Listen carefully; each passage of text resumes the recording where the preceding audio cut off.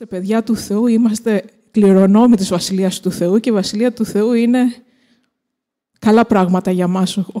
Ο Χριστός πάνω στο Σταυρό πήρε τη νίκη, για μας πήρε θεράπευση της αρρώστιές μας απελευθέρωσε από όλα. Γιατί όμως στη ζωή μας πολλές φορές έχουμε αρρώστια, έχουμε προβλήματα στις σχέσεις, έχουμε προβλήματα στα οικονομικά. Γιατί υπάρχουν όλα αυτά αφού είμαστε παιδιά του Θεού? Χρειαζόμαστε απελευθέρωση, γιατί υπάρχει ο εχθρός μας, ο διάβολος, που μας κρατάει δεμένους και σήμερα θα εξηγήσουμε πώς και γιατί συμβαίνει αυτό. Principios espirituales. Αρχές της λειτουργίας του πνευματικού κόσμου. El mundo espiritual está basado en leyes y principios que Dios estableció a través de su palabra, donde Él mismo se encarga de que se hagan cumplir. Ο πνευματικός κόσμος βασίζεται σε αρχές που τις θεμελίωσε ο ίδιος ο Θεός με το Λόγο Του και Εκείνος φροντίζει να εφαρμόζονται στον κόσμο. En la Biblia, en el Salmo 89:14 dice que Dios cela por su palabra y que la base del trono de Dios es justicia y juicio. Στο Ψαλμό 89:14 λέει ότι η δικαιοσύνη και η κρίση είναι η βάση του θρόνου σου και το έλεος και η αλήθεια θα προπορεύονται μπροστά από το πρόσωπό σου. Muchos son los principios espirituales. Explicaremos algunos de ellos. Και σήμερα θα εξηγήσουμε μερικές από αυτές τις πνευματικές αρχές. Los cielos son los cielos del Señor, regiones celestiales. El mundo que es invisible a ojos humanos. No podemos tratar cosas naturales como espirituales, ni espirituales como naturales. Espiritualmente discernimos las cosas que son espirituales. Salmos 115:16. Ο ουρανός είναι του Κυρίου. Αυτός είναι ένας κόσμος αόρατος στα δικά μας μάτια, στα ανθρώπινα μάτια. Δεν μπορούμε να θεωρούμε τα φυσικά πράγματα όπως τα πνευματικά, ούτε να εξετάζουμε τα πνευματικά όπως τα φυσικά. Γιατί λέει στη Γραφή ότι τα πνευματικά πνευματικώς ανακρίνονται. Και στο Ψαλμό 115:16 λέει ότι οι ουρανοί των ουρανών είναι του Κυρίου, τη γη όμως την έδωσε στους γιους των ανθρώπων. La tierra dio a los hijos de los hombres, mundo natural. Todo aquello que Dios formó para el hombre en la tierra. El hombre se conecta con el mundo espiritual porque es un espíritu. Cuando Dios colocó al hombre en la tierra, cuando era solo un espíritu, cuando el hombre muere, el cuerpo vuelve al polvo y el espíritu a Dios que lo dio. Η γη δόθηκε στους ανθρώπους, ο φυσικός κόσμος, όλα όσα έφτιαξε ο Θεός για τον άνθρωπο πάνω στη γη. Ο άνθρωπος συνδέεται με τον πνευματικό κόσμο επειδή είναι πνεύμα. Και όταν πεθαίνει, το σώμα του γυρνάει στο χώμα και το πνεύμα του στο Θεό που το έδωσε. Somos un espíritu que tenemos alma adentro de un cuerpo. En Génesis 1:26 dice que hagamos al hombre conforme a nuestra semejanza. Είμαστε πνεύμα και έχουμε ψυχή που κατοικεί μέσα στο σώμα μας. Στη Γένεση 1:26 λέει και είπε ο Θεός, ας κάνουμε άνθρωπο σύμφωνα με τη δική μας εικόνα, σύμφωνα με τη δική μας ομοίωση και ας εξουσιάζει επάνω σε ολόκληρη τη γη. El derecho de propiedad le pertenece a Dios, pero el derecho de dominio nos lo dio Dios a nosotros sobre la tierra. Es a través del hombre que luz o tinieblas actúen sobre la tierra. El mundo natural se conecta a través de puertas que abrimos o cerramos con el mundo espiritual. Ο κόσμος ανήκει στο Θεό και σε εμάς έδωσε να εξουσιάζουμε πάνω στη γη. Αλλά πώς, με τι τρόπο θα εξουσιάσουμε? Όχι σύμφωνα με την επιθυμία μας. Μέσω του ανθρώπου ενεργεί πάνω στη γη είτε το φως είτε το σκοτάδι. Ο φυσικός κόσμος συνδέεται με το πνευματικό με πόρτες που εμείς έχουμε την εξουσία να τις ανοίγουμε και να τις κλείνουμε. Por eso Dios habla en el principio con Caín, teniendo el conocimiento de lo que había en su corazón, y le dice, el pecado yace en la puerta y quiere dominarte, pero tú debes dominarlo. Génesis 4:7. Γι' αυτό ο Θεός όταν μίλησε στον Κάιν, ο Θεός ήξερε τι είχε μέσα στην καρδιά του και του είπε στη Γένεση 4:7. Αν εσύ ενεργείς σωστά, δεν θα είσαι ευπρόσδεκτος. Αν όμως δεν ενεργείς σωστά, στην πόρτα βρίσκεται η αμαρτία. Και θέλει να σε εξουσιάσει, αλλά εσύ πρέπει να εξουσιάσεις πάνω σε αυτή. También Jesús habla en Apocalipsis 3:20. Estoy en la puerta y llamo. Y si alguno oye mi voz y me abre la puerta, entraré a su casa y cenaré con él y él conmigo. Puertas pueden ser abiertas para Satanás y sus demonios a través del pecado, o para Jesús a través del arrepentimiento y la conversión. Και ο Ιησούς επίσης λέει στην Αποκάλυψη 3:20 «Στέκομαι στην πόρτα και χτυπάω. Αν κάποιος ακούσει τη φωνή μου και μου ανοίξει, θα μπω μέσα σε αυτόν και θα δειπνήσω μαζί του και αυτός μαζί μου». Οι πόρτες, οι πνευματικές πόρτες μπορούν να ανοιχτούν για τον Σατανά και τα δαιμόνια του μέσω της αμαρτίας, της δικής μας, έτσι, ή για τον Ιησού μέσω της μετάνοιας και της μεταστροφής. Los hijos del hombre reciben autoridad para dominar en la tierra. Cuando Dios colocó el hombre, Adán, en el Edén, el hombre tenía autoridad para ordenar que el enemigo se fuera. Dios habló para Adán que tenía que labrar y guardar la tierra. Ο άνθρωπος πήρε εξουσία από το Θεό να κυριαρχεί πάνω στη γη. Όταν ο Θεός έβαλε τον Αδάμ στον κήπο της Εδέμ, εκείνος είχε την εξουσία να προστάξει το διάβολο και να φύγει. Αφού ο Θεός του είχε πει να φροντίζει και να φυλάει τη γη. Adán no usó la autoridad que Dios le dio. Desobedeció a Dios y compartió el dominio que Dios le dio sobre la tierra con Satanás. Por eso Dios dijo: en el mundo yace el maligno, porque Adán abrió una puerta en el mundo espiritual a través de la desobediencia, y esa puerta quedó abierta para que Satanás y sus demonios entraran en el mundo natural a través de los pecados. Ο Αδάμ, αντί να χρησιμοποιήσει την εξουσία που του έδωσε ο Θεός, έδειξε ανυπακοή στο Θεό και ναι. Λοιπόν,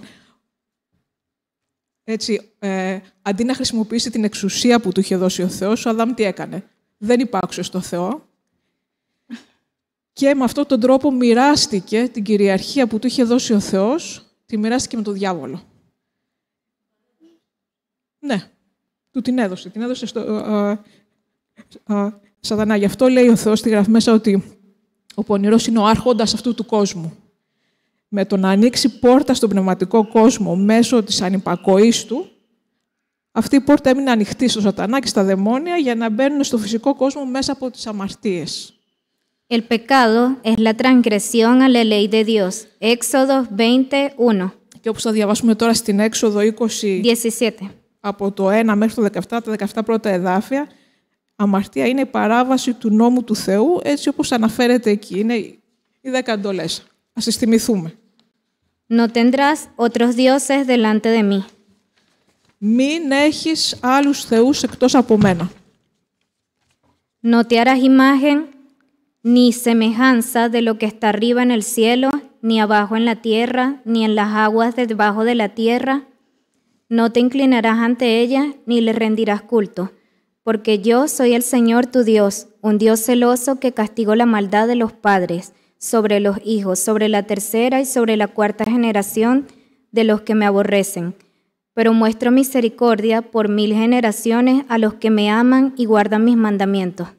Μην κάνεις για τον εαυτό σου είδωλο, ούτε ομοίωμα κάποιου από όσα είναι στον ουρανό επάνω ή όσα είναι στη γη κάτω ή όσα είναι στα νερά κάτω από τη γη.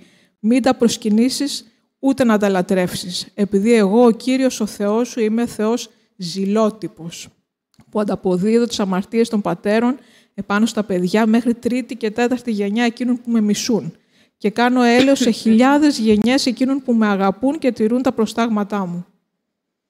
No tomarás en vano el nombre del Señor tu Dios, porque el Señor no dará por inocente al que tome su nombre en vano. Μην πάρεις το όνομα του Κυρίου του Θεού σου μάταια, επειδή δεν θα αθώσει ο Κύριος εκείνον που παίρνει μάταια το όνομά του. Acuérdate del día sábado para santificarlo. 6 días trabajarás y harás toda tu obra, pero el séptimo día será sábado para el Señor, tu Dios. No harás en él obra alguna, ni tú, ni tu hijo, ni tu hija, ni tu esclavo, ni tu esclava, ni tu animal, ni el forastero que está dentro de tus puertas. Porque en 6 días el Señor hizo los cielos, la tierra y el mar, y todo lo que hay en ellos, y reposó en el séptimo día. Por eso el Señor bendijo el día sábado y lo santificó. Να θυμάσαι την ημέρα του Σαββάτου για να την αγιάζεις. 6 ημέρες να εργάζεσαι και να κάνεις όλα τα έργα σου. Η ημέρα όμως η 7η είναι Σάββατο του Κυρίου του Θεού σου. Μην κάνεις αυτή κανένα έργο, Ούτε εσύ, ούτε ο γιος σου, ούτε η θυγατέρα σου, ούτε ο δούλος σου, ούτε η δούλη σου, ούτε το κτήνο σου, ούτε ο ξένος σου που βρίσκεται μέσα στις πύλες σου. Επειδή σε 6 μέρες δημιούργησε ο Κύριος τον ουρανό και τη γη, τη θάλασσα και όλα όσα βρίσκονται σε αυτά και κατά την 7η ημέρα αναπαύθηκε. Γι' αυτό ο Κύριος ευλόγησε την ημέρα του Σαββάτου και την αγίασε. Honra a tu padre y a tu madre, para que tus días se prolonguen sobre la tierra que el Señor tu Dios te da. Τίμα τον πατέρα σου και τη μητέρα σου, για να γίνεις μακροχρόνιος επάνω στη γη που σου δίνει ο Κύριος ο Θεός σου. No cometerás homicidio. Μη φωνεύσεις. No cometerás adulterio. Μη μοιχεύσεις. No robarás. Μη κλέψεις. No darás falso testimonio contra tu prójimo. Μη ψευδομαρτυρήσεις ενάντια στον πλησίον σου με ψεύτικη μαρτυρία. No codiciarás la casa de tu prójimo, no codiciarás la mujer de tu prójimo, ni su esclavo, ni su esclava, ni su buey, ni su asno, ni cosa alguna que sea de tu prójimo. Μην επιθυμήσεις το σπίτι του πλησίον σου, μην επιθυμήσεις τη γυναίκα του πλησίον σου, ούτε το δούλο του, ούτε τη δούλη του, ούτε το βόδι του, ούτε το γαϊδούρι του, ούτε κάθε τι που είναι του πλησίον σου. Εδώ να κάνουμε μια στάση. Αυτά τώρα τα διαβάσαμε, τις 10 εντολές. Τις ξέραμε και από παλιά, έτσι. Την ώρα που τις διαβάζαμε, σκεφτόμασταν αν Τις ακολουθούμε. Υπακούμε όλες, σε όλη μας τη ζωή. Μπορεί να μην έχουμε σκοτώσει, μπορεί να μην έχουμε μοιχεύσει, αλλά μήπως έχουμε επιθυμήσει αυτό που δεν είναι δικό μας. Μήπως έχουμε κλέψει λιγάκι κάτι της. Δηλαδή, ναι, μήπως έχουμε... Ναι. Αυτό να το σκεφτόμαστε. Ο καθένας ξέρει, ναι. Otro principio espiritual es un mandamiento que Dios da en la Biblia, es el diezmo, que son diferentes a las ofrendas, ofertas, y no debemos confundirlo. Cuando damos nuestro dinero solo para ayudar a familiares, amigos, personas de la iglesia, y confundimos pensando que damos el diezmo, no damos a Dios lo que le pertenece. O tal vez no conocíamos este principio espiritual, que es un mandamiento muy claro de Dios. El diezmo le pertenece a Dios, mientras que las ofrendas, ofertas, es lo que sembramos para una buena obra, para hacer la obra de Dios, para ayudar a personas que estén pasando por una necesidad. La sembradura, semilla, resultará la cosecha del futuro.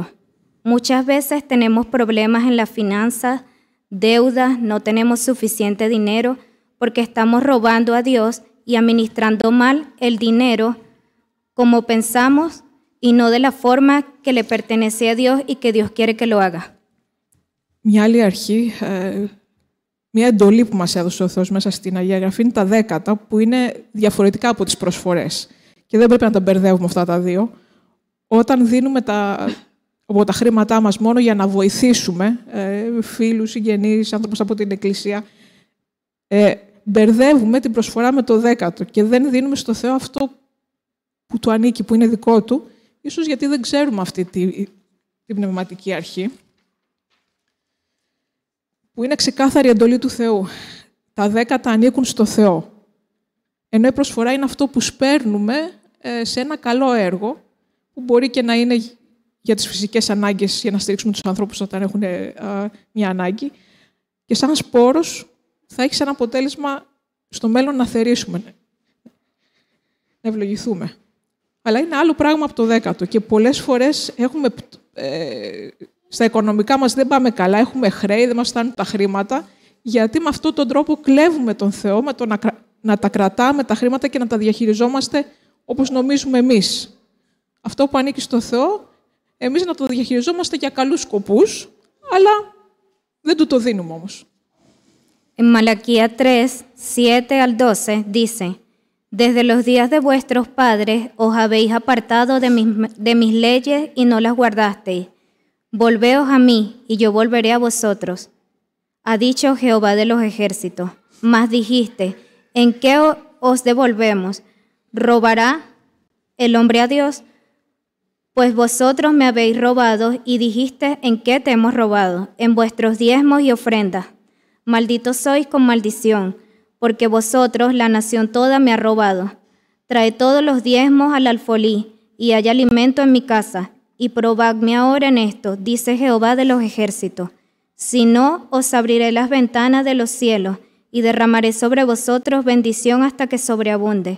Reprenderé también por vosotros al devorador, y no destruirá el fruto de la tierra, ni vuestra vía en el campo será estéril, dice Jehová de los ejércitos. Y todas las naciones os dirán bienaventurados, porque seréis tierra deseable, dice Jehová de los ejércitos. Γι' αυτό διαβάζουμε στο Μαλαχία 3 από το 7 μέχρι το 12.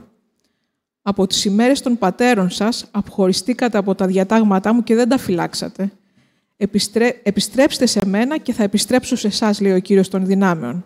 Όμως είπατε, με ποιον τρόπο θα επιστρέψουμε, μήπως ο άνθρωπος θα κλέβει τον Θεό? Εσείς όμως με κλέψατε και λέτε, σε τι σε κλέψαμε? Στα δέκατα και στις προσφορές. Εσείς είστε καταραμένοι με κατάρα, επειδή εσείς με κλέψατε. Ναι, εσείς, ολόκληρο το έθνος. Φέρτε όλα τα δέκατα στην αποθήκη για να είναι τροφή στον οίκο μου και τώρα δοκιμάστε με σε τούτο, λέει ο Κύριος των δυνάμεων. Αν δεν σας ανοίξω τους καταράκτες του ουρανού και εκχέω την ευλογία σε εσάς, ώστε να μην επαρκεί τόπος για αυτή. Και θα επιτιμήσω για χάρη σας αυτόν που καταφθείρει και δεν θα φθείρει τους καρπούς της γης σας, ούτε η άμπελός σας θα απορρίψει πρόωρα τον καρπό της στο χωράφι, λέει ο Κύριος των δυνάμεων. Και θα σας μακαρίζουν όλα τα έθνη, επειδή εσείς θα είστε γη επιθυμητοί, λέει ο Κύριος των δυνάμεων. Ματέος 23:23. Ay de vosotros, escribas y fariseos hipócritas, porque diezmáis la menta y el eneldo, el comino, y habéis dejado lo más importante de la ley, la justicia y la misericordia y la fe. Esto era menester hacer sin dejar de hacer lo otro. Και επίσης το Ματθαίο 23:23 λέει «Αλίμονος σε εσάς γραμματείς και φαρισαίοι υποκριτές, επειδή αποδεκατίζετε το δυόσμο και τον άνηθο και το κείμενο, αφήσατε όμως τα βαρύτερα του νόμου, την κρίση και το έλεος και την πίστη. Αυτά έπρεπε να τα κάνετε και εκείνα να μην τα αφήνετε». Un espíritu sin un cuerpo es ilegal en la tierra. Los demonios oprimen, influencian e incorporan en personas, animales, objetos para poder tener una actuación en el mundo natural. Τώρα πάμε σε άλλη πνευματική αρχή, ότι πνεύμα χωρίς σώμα πάνω στη γη είναι παράνομο, ας το πούμε. Και γι' αυτό το λόγο τα δαιμόνια καταπιέζουν, επηρεάζουν και καταλαμβάνουν, μπαίνουν μέσα σε ανθρώπους, σε ζώα ή σε αντικείμενα, για να έχουν επίδραση πάνω στο φυσικό κόσμο. De igual forma, Dios trabaja a través de hombres sobre la tierra, para que su nombre sea exaltado y cumplir sus propósitos en la vida de persona. Και με τον ίδιο πάλι τρόπο ο Θεός εργάζεται πάνω στη γη μέσα από τους ανθρώπους, ώστε να υψωθεί το όνομά Του και να εκπληρώσει τους σκοπούς Του στις ζωές των ανθρώπων. Todo aquel que cree tiene autoridad para dominar y cerrar puertas del imperio de las tinieblas. Marcos 16, 17, 18. Όποιος πιστέψει έχει εξουσία να κυριεύσει και να κλείσει τις πόρτες στο βασίλειο του κόστους, του σκότους, συγγνώμη. Στο Μάρκο 16, 17 και 18 λέει «Τούτα δε τα σημεία θα παρακολουθούν εκείνους που πίστεψαν. Στο όνομά μου θα βγάζουν δαιμόνια, θα πιάνουν φίδια και αν κάτι θανάσιμο πιούν δεν θα τους βλάψει. Θα βάζουν τα χέρια επάνω σε αρρώστους και θα γιατρεύονται». El mundo espiritual es regido por palabras. Por palabras creó Dios el mundo, y en la Biblia dice que hay que creer con el corazón y confesar con la boca, porque Dios entregó las llaves del mundo espiritual, las llaves del reino de los cielos a la iglesia. Mateo 16, 19. Ο πνευματικός κόσμος κυβερνιέται με το λόγο. Με το λόγο ο Θεός έφτιαξε τον κόσμο και στη Γραφή λέει ότι πρέπει να πιστέψεις με την καρδιά σου και να ομολογήσεις, γιατί ο Θεός έδωσε τα κλειδιά για τον πνευματικό κόσμο, τα κλειδιά της Βασιλείας των Ουρανών στην Εκκλησία. Όπως λέει στο Ματθαίο 16-19, «Και θα σου δώσω τα κλειδιά της Βασιλείας των Ουρανών και ό,τι αν δέσεις επάνω στη γη θα είναι δεμένο στους ουρανούς και ό,τι αν λύσεις επάνω στη γη θα είναι λυμμένο στους ουρανούς». En el mundo espiritual no se aplican las leyes de la física, tiempo y espacio, que son aplicables solo en el mundo natural. La distancia del mundo natural, la dimensión del tiempo presente, hoy y ahora, el pasado, ayer, años atrás, recuerdos. El futuro es la incertidumbre de lo que va a acontecer. Στον πνευματικό κόσμο δεν εφαρμόζονται οι φυσικοί νόμοι του χώρου και του χρόνου που καθορίζουν το φυσικό κόσμο. Η απόσταση από το ένα μέρος στο άλλο, ο χρόνος, παρόν, σήμερα, τώρα, το παρελθόν, χθες, πριν χρόνια, οι αναμνήσεις μας, έτσι. Και για το μέλλον, το τι πιστεύουμε ότι θα γίνει. No podemos recordar con exactitud lo que pasó en nuestras vidas 5, 10, 15 años atrás, con exactitud de días, horas, segundos, acciones que hicimos, que comimos, que vivimos, a dónde fuimos, que dijimos, etc. Είναι αδύνατο να θυμόμαστε τι ακριβώς συνέβη στη ζωή μας πριν 5, 10, 15 χρόνια, με ακρίβεια ημέρας, ώρας, δευτερόλεπτου. Τι κάναμε, τι φάγαμε, τι ήπιαμε, πού πήγαμε, τι είπαμε κτλ. Nuestra memoria, alma, guarda solo aquello que es importante para nosotros, como amargura, decepción, tristeza, traición, dolor, alegría, entre otros. El resto se pierde en esa dimensión de tiempo y espacio. Η μνήμη μας, η ψυχή μας δηλαδή, συγκρατεί μόνο αυτά που είχαν εντονότερη επίδραση πάνω μας. Την πικρία, την απογοήτευση, τη λύπη, την προδοσία, τον πόνο, τη χαρά. Όλα τα υπόλοιπα ξεχνιούνται και χάνονται. En el mundo espiritual no funciona igual.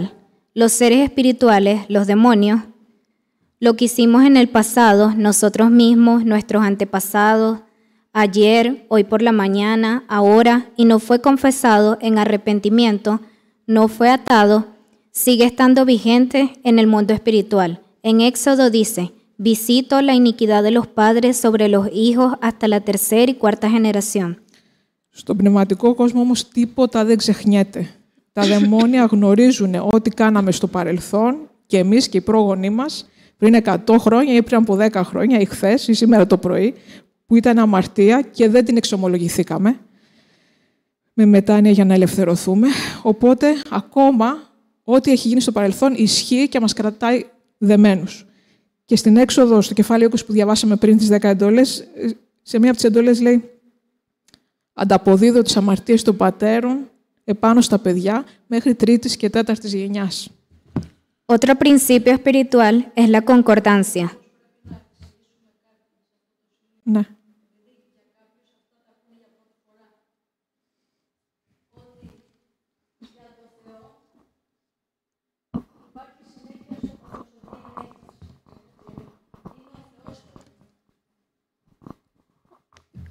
Για το Θεό και για το πνευματικό κόσμο γενικά, ένας άνθρωπος δεν είναι μία μονάδα, είναι ο Θεός των γενεών. Έτσι. Οπότε, ό,τι έκαναν οι πρόγονοι επηρεάζει τις επόμενες γενιές. Και αυτό που είπε η αδερφή, ότι στον πνευματικό κόσμο ο χρόνος και ο χώρος είναι διαφορετικά από ό,τι τα καταλαβαίνουμε εμείς, είναι επειδή για τους ανθρώπους εμείς γνωρίζουμε μόνο το τώρα και αυτό πολύ περιορισμένα. Έτσι.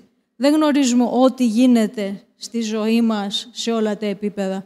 Θυμόμαστε πολύ λίγα πράγματα από το παρελθόν, γνωρίζουμε λίγο το τώρα και δεν γνωρίζουμε καθόλου το μέλλον. Αλλά ο Θεός που είναι από πάνω τα βλέπει όλα και τα γνωρίζει όλα. Και στο πνευματικό και εδώ στη γη υπάρχει η απόσταση. Έτσι. Εμείς είμαστε εδώ, κάτι που γίνεται πολύ μακριά δεν το ξέρουμε. Αλλά στον πνευματικό χώρο όλα είναι ένα. Και ό,τι γίνεται έχει επίδραση. Και θα δούμε τώρα πώς γίνεται αυτό. Otro principio espiritual es la concordancia. Cuando dos o más concuerdan en la tierra, hay concordancia en los cielos. Mateos 18-19. Και ακόμα υπάρχει η αρχή της συμφωνίας. Όπως λέει στο Ματθαίο 18-19, σας λέω ξανά ότι αν δύο από εσάς συμφωνήσουν επάνω στη γη για κάθε πράγμα για το οποίο θα έκαναν αίτηση, θα γίνει σε αυτούς από τον Πατέρα μου που είναι στους ουρανούς. Un ejemplo de tiempo, espacio, concordancia es en 1 de Corintios 5, del 1 al 5, un caso de inmoralidad sexual juzgado. Ένα παράδειγμα της αρχής της συμφωνίας που είπαμε, που επίσης ξεπερνάει και τα όρια του χώρου και του χρόνου, το βρίσκουμε στην 1η Κορινθίους 5, στα πρώτα 5 εδάφια, όπου ο Παύλος κρίνει μια υπόθεση ανηθικότητας μέσα στην Εκκλησία. De cierto se oye que hay entre vosotros fornicación, y tal fornicación cual ni aún se nombra entre los gentiles, tanto que alguno tiene la mujer de su padre. Y vosotros estéis desvanecidos, ¿no debierais más veis haberos lamentado, para que fuese quitado de medio de vosotros el que cometió tal acción? Ciertamente yo, como ausente en el cuerpo, pero presente en el espíritu, ya como presente he juzgado al que tal cosa ha hecho, en el nombre de nuestro Señor Jesucristo, reunidos vosotros y mi espíritu, con el poder de nuestro Señor Jesucristo, el tal sea entregado a Satanás para la destrucción de la carne, a fin de que el espíritu de éste sea salvo en el día del Señor Jesús. Ακούγεται γενικά ότι ανάμεσά σας υπάρχει πορνεία και τέτοιου είδους πορνεία που ούτε ανάμεσα στα έθνη δεν αναφέρεται, ώστε κάποιος να έχει τη γυναίκα του πατέρα του. Και εσείς είστε φουσκωμένοι και δεν πενθήσατε μάλλον για να εκδιωχθεί από ανάμεσά σας αυτός που έκανε τούτο το έργο.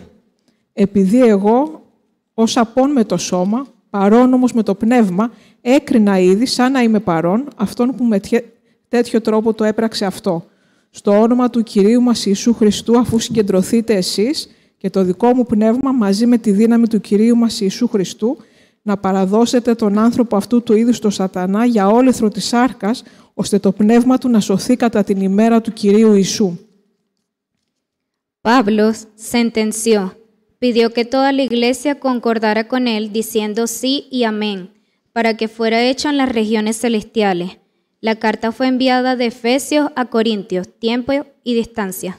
Ο Παύλος έκρινε και ζήτησε από την Εκκλησία να έρθει σε συμφωνία μαζί του στο πνεύμα, παρόλο που δεν ήταν στον ίδιο χώρο και χρόνο, ώστε με τη δύναμη του Κυρίου να έχουν το αποτέλεσμα στον ουρανό και το πνεύμα του ανθρώπου να σωθεί κατά την ημέρα του Κυρίου Ιησού.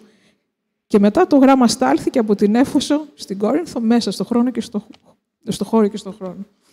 Otro principio espiritual es que Satanás puede tocar en el cuerpo de las personas a causa del pecado, como en este caso de Corintios, que Pablo envía la carta y pide a la iglesia que concuerde para que Satanás toque en su cuerpo, para que el espíritu del hombre sea salvo. Από την ίδια περικοπή που διαβάσαμε πριν βγαίνει και μία άλλη αρχή, ότι ο Σατανάς μπορεί να χτυπήσει τους ανθρώπους στο σώμα τους εξαιτίας της αμαρτίας. Ο Παύλος στο γράμμα που έστειλε στους Κορίνθιους ζητάει από την Εκκλησία να συμφωνήσει μαζί του, ώστε ο Σατανάς να χτυπήσει το σώμα του ανθρώπου για να σωθεί το πνεύμα του. Και τι σημαίνει αυτό να χτυπήσει το σώμα? Μπορεί ο Θεός επιτρέπει να μπορέσει να έχει μια αρρώστια, να περάσει κάτι πολύ σοβαρό για να φέρει μετάνοια ή για να μπορέσει να τον σκοτώσει για να σώσει το ψυχή για αυτόν τον άνθρωπο.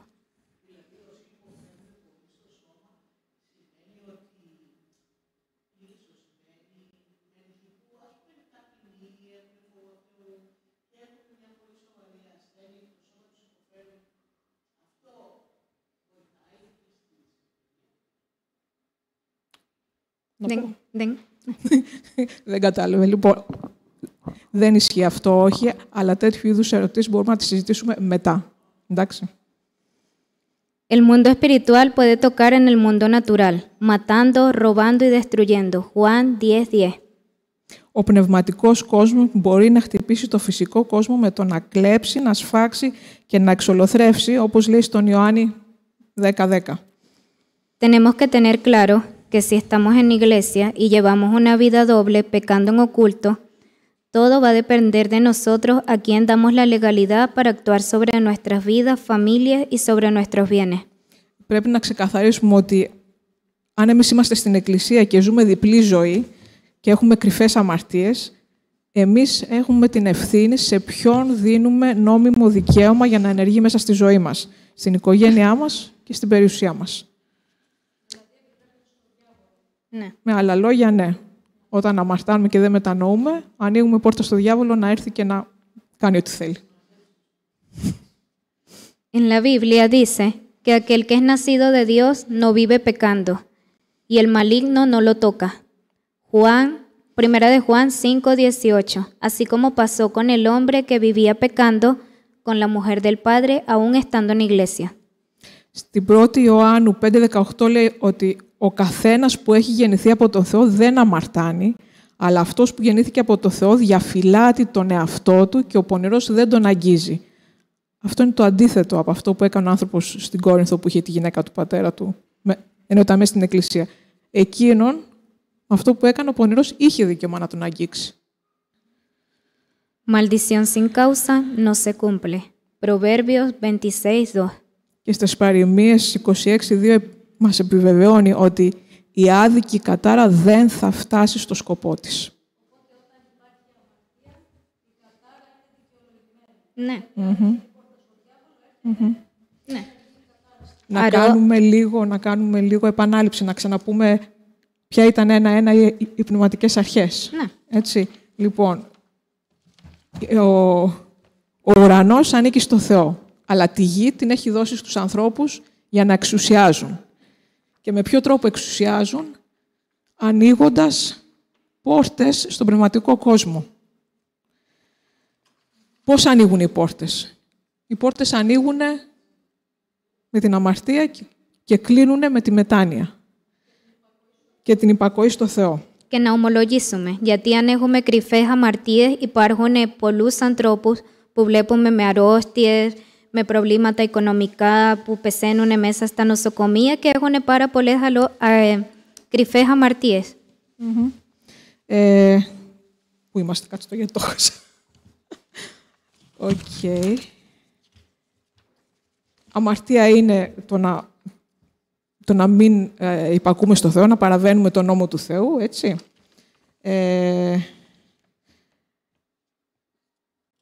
Και τα 10 είπαμε ότι είναι πολύ σημαντικά, είναι μια απευθείας εντολή που έχει δώσει ο Θεός.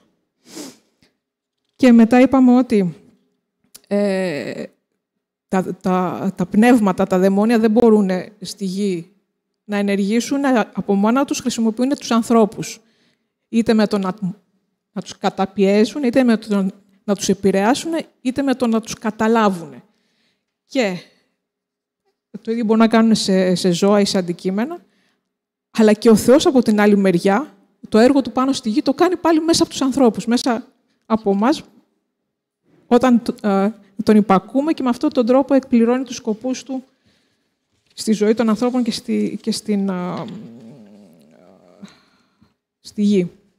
Και είπαμε ότι ο πνευματικός κόσμος κυβερνιέται με τα λόγια μας. Ο Θεός έφτιαξε τον κόσμο με το λόγο Του και εμείς την εξουσία μας την εξασκούμε μέσα από τα λόγια.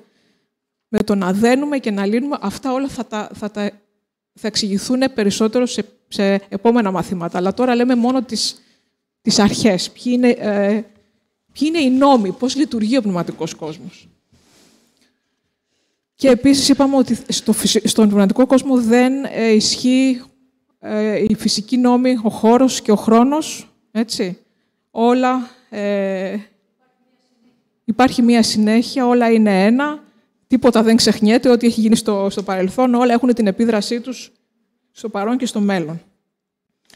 Και στο τέλος είπαμε και για την αρχή της συμφωνίας, ότι εφόσον δεν ισχύει ο χώρος και ο χρόνος, και εμείς, σαν πιστοί, μπορούμε να ενώνουμε τη δύναμη που μας έχει δώσει ο Θεός, συμφωνώντας, ακόμα και αν δεν είμαστε μαζί, στο ίδιο μέρος, στον ίδιο χρόνο, να συμφωνούμε πνευματικά και με δύναμη να κάνουμε αυτό που θέλει ο Θεός.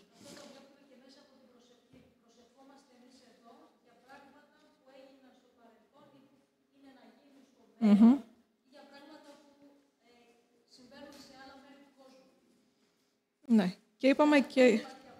Ναι. Και είπαμε και ότι όταν έχουμε ανοίξει πόρτα με την αμαρτία, ο διάβολος έχει την εξουσία να αγγίξει και το σώμα μας. Έτσι. Λοιπόν. Και έχουμε και μία προσευχή που ο Θεός μου έδειξε για μερικά πράγματα που υπάρχουν μέσα εδώ στην Εκκλησία. Αυτή την προσευχή είναι για να ετοιμάσει ο Θεός οι καρδιές σας για τα επώνυμα μαθήματα. Αμήν. Και θα ήθελα να το διαβάσουμε όλοι. Την έχουμε βάλει εδώ, μπορείτε κι εσείς να λέτε μαζί. Έτσι, ναι. Señor, te pido perdón por mis pecados ocultos. Salmos 19:12. Κύριε, σου ζητώ να με συγχωρέσεις και να με καθαρίσεις από τα κρυφά μου αμαρτήματα, όπως λέει στο Ψαλμό 19:12.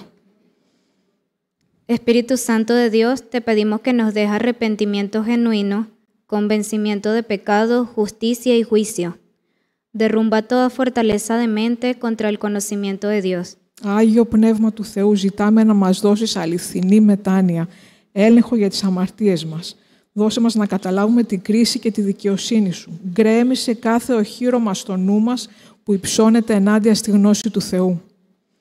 Tu palabra dice, conocerán la verdad y la verdad los libertará. Quita toda venda que hay en nuestros ojos, habla con cada uno de nosotros en lo individual. Quita todo espíritu de religiosidad, de incredulidad, de egoísmo, de vergüenza al que dirán los demás si confieso mi pecado. Ο λόγος Σου λέει ότι θα γνωρίσουν την αλήθεια και η αλήθεια θα τους ελευθερώσει. Γι' αυτό αφαίρεσε ό,τι μας κλείνει τα μάτια. Μίλησε στον καθένα από εμάς, αφαίρεσε κάθε θρησκευτικό πνεύμα, κάθε πνεύμα απιστίας, ατομικισμού και την ντροπή για το τι θα πούν οι άλλοι αν ομολογήσω την αμαρτία μου. Así como David, crea en mí un corazón puro, un espíritu estable. Quita de nuestras mentes todo espíritu de culpa, de inferioridad y de victimización. Solo tú sabes eso que nos tortura en silencio y que no hemos compartido con nadie. Ζητάμε κι εμείς όπως ο Δαβίδ να χτίσεις μέσα μας καθαρή καρδιά, να μας στηρίξεις με ηγεμονικό πνεύμα. Αφαίρεσε από μας την ενοχή, την κατωτερότητα, το πνεύμα του θύματος. Μόνο Εσύ ξέρεις τι μας βασανίζει, που δεν το έχουμε πει σε κανέναν. Ayúdanos a arrancar de las manos del enemigo toda legalidad que hemos dado, a través de la confesión en humillación con arrepentimiento genuino. Que nos sigamos pensando y creyendo que es más importante nuestra reputación en lugar de preocuparnos por nuestra libertación. Te pido que nos ayudes a entenderlo. Amén.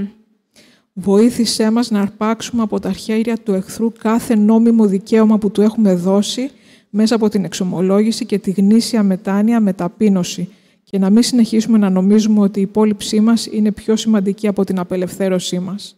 Βοήθησέ μας να το καταλάβουμε αυτό. Αμήν. Και θα ήθελα να ζητήσουμε όλοι ξεχωριστά όλη αυτή την εβδομάδα βαθιά μετάνοια για να μπορέσει να μας μιλήσει ο Θεός στα επώνυμα μαθήματα, για να μπορέσουμε να το καταλάβουμε και για να μην νομίζουμε ότι είμαστε θύμα, ότι γιατί περάσουμε όλα αυτά. Όλα έχουν δικαιώματα και θα το μάθουμε στα επώνυμα μαθήματα. Οπότε κανονίστε τις δουλειές σας, να μπορείτε να είσαστε εδώ.